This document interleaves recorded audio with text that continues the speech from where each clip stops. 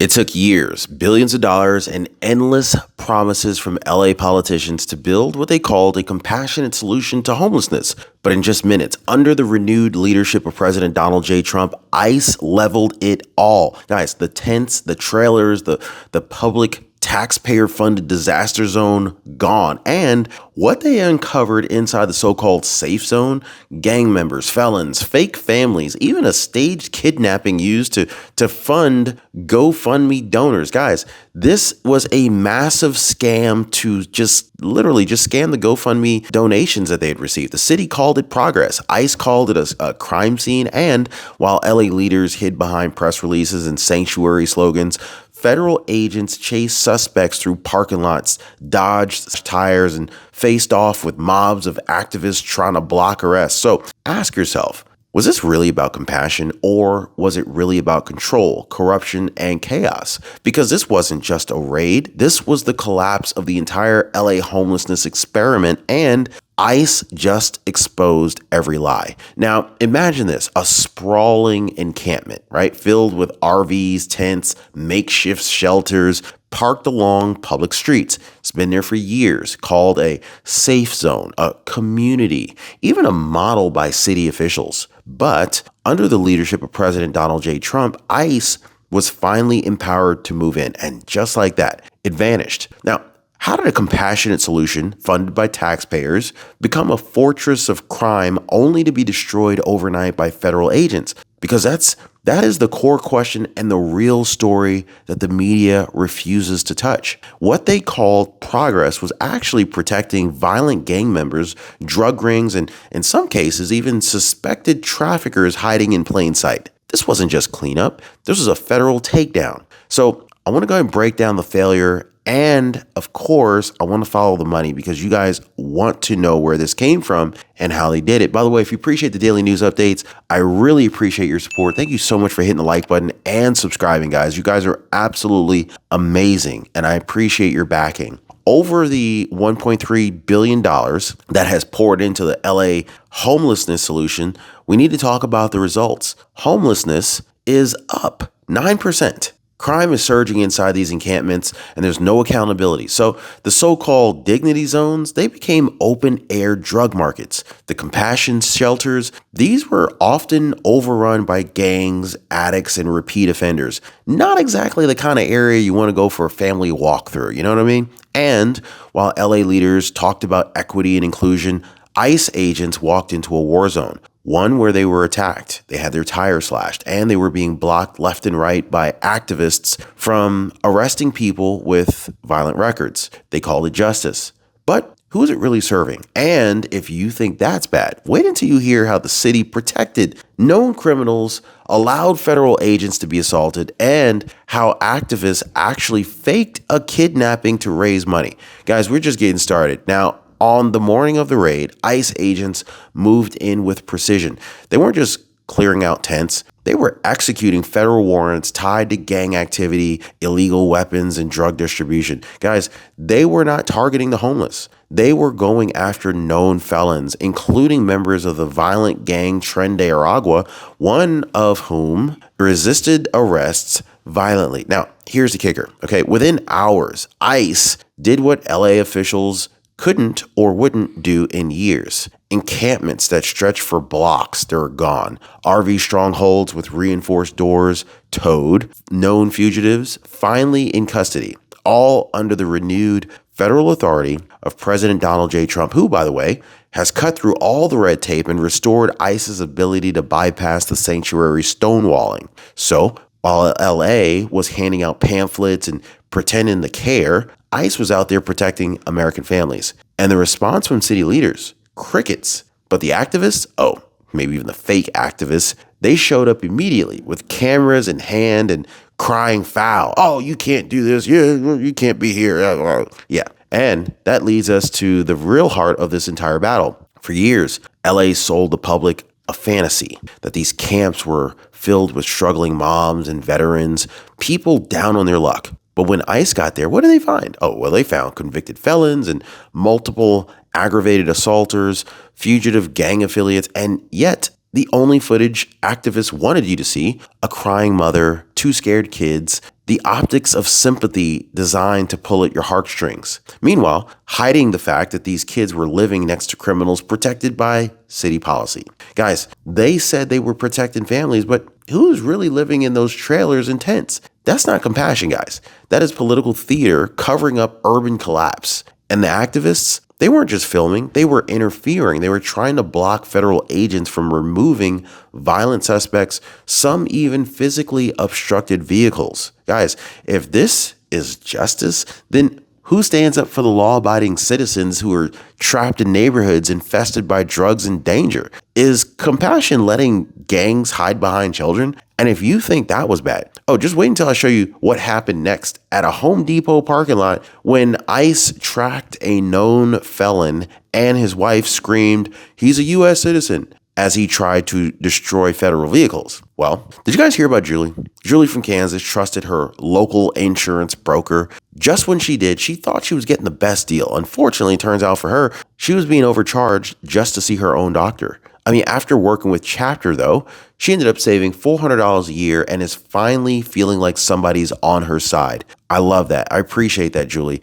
Guys, I partnered with Chapter because I've seen too many good people get misled by horrible advice. Chapter is completely different. They're licensed in all 50 states, so it doesn't matter what state you're calling from, they got your back, and they're not paid to push one company over another. Guys, their service is totally free. It's really a blessing, guys. Give our friends at Chapter a call right now. See what they can do for you.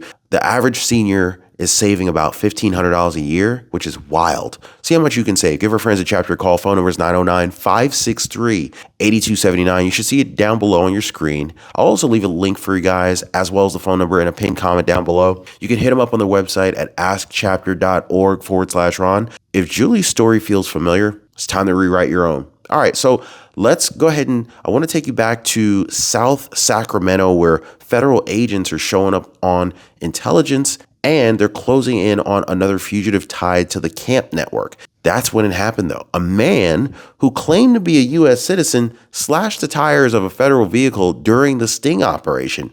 Agents pursued. He lunged at them. He was taken down hard. Looked like an NFL takedown. Anyway, cue the chaos. His wife runs out into the frame screaming, "He's a U.S. citizen. He has rights." Activists run grab their cell phones. Social media explodes with headlines like ICE arresting U.S. citizens now. But let's be real, guys. If you slash the tires of a federal vehicle during an operation and physically resist arrests from agents, does your citizenship suddenly give you a free pass? I don't think so. So because, guys, what we're talking about here isn't immigration status anymore. This is criminal behavior, okay? And those same activists that are crying about constitutional rights, they weren't too concerned about the safety of ICE agents being chased through parking lots or the emergency risks if that vehicle had to respond to a life or death call and failed to be able to do so due to a tire. Is citizenship a shield, or does criminal behavior still matter?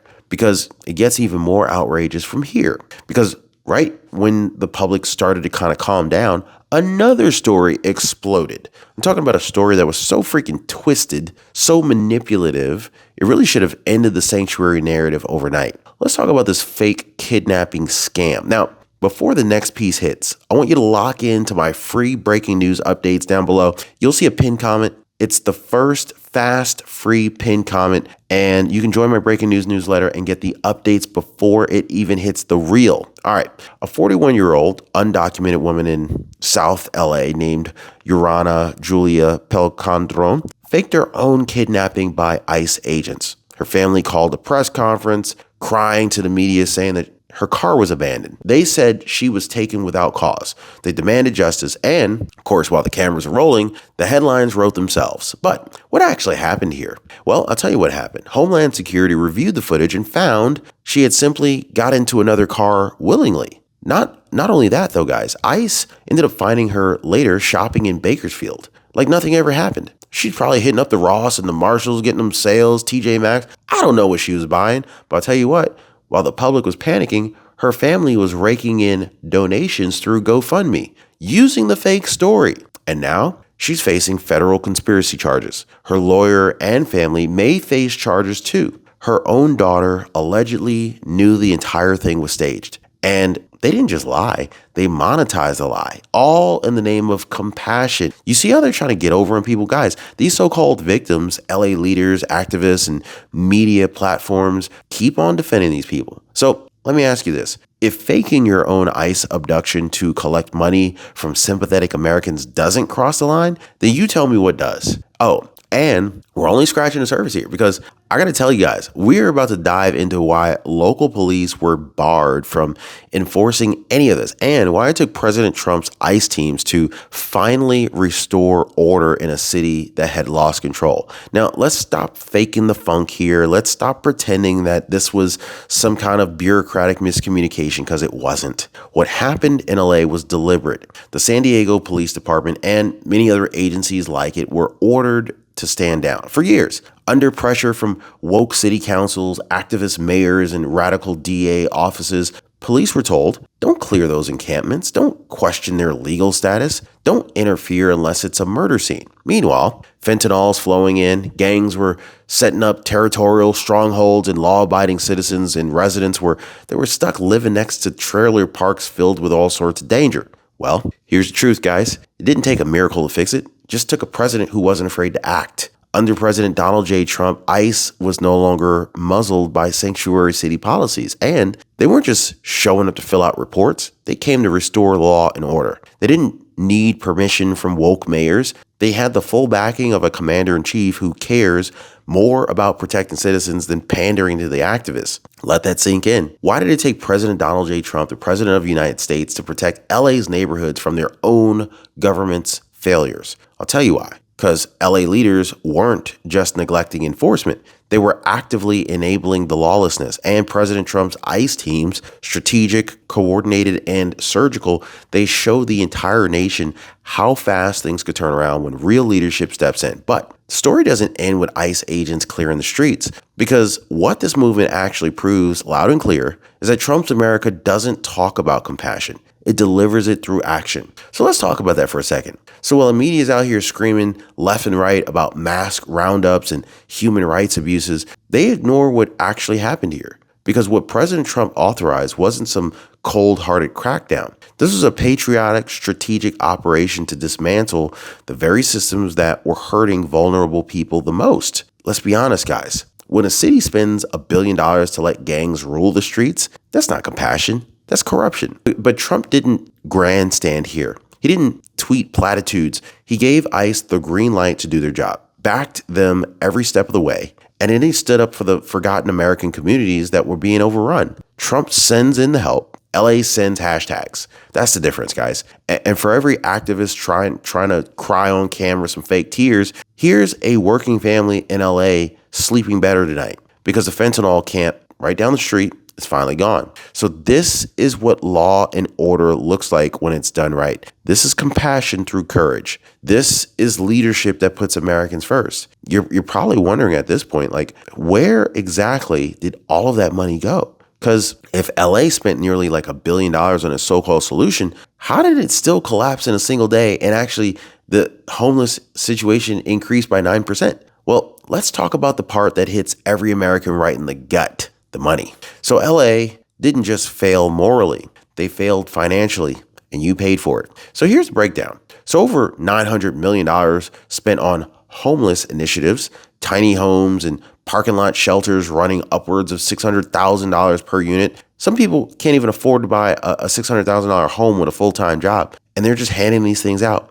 Outreach programs, DEI consultants, anti-police training, safe injection zones, healing circles, all funded, all failed.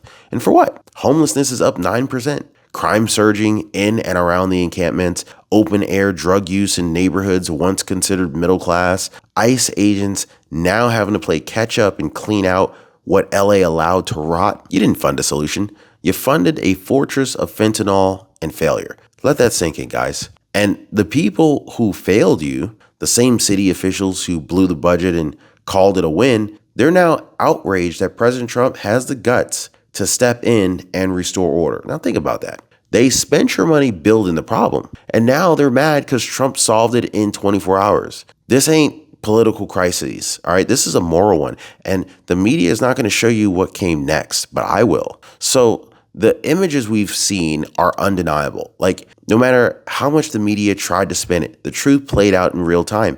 ICE didn't just remove trailers. They towed mobile meth labs, cleared fortified gang hideouts, and arrested fugitives hiding behind compassion signs. At a Home Depot just outside of LA, as ICE pulled up, illegal migrants scattered in all directions, sprinting through parking lots. Agents gave chase. 10 were arrested. One, an aggravated felon with a violent past. Elsewhere, a suspect slashed ICE tires, lunged at agents, cried foul when arrested, all while cameras were rolling and activists screamed. One federal agent reportedly said they ran like they knew what was coming. And you know what? They did. Because when President Trump sent ICE back into these cities, he didn't just send manpower. He sent a message. Your time exploiting the system is over. The days of coddling chaos and celebrating failure and hiding behind slogans are done. And as the tents fell, trailers vanished and camps were cleared.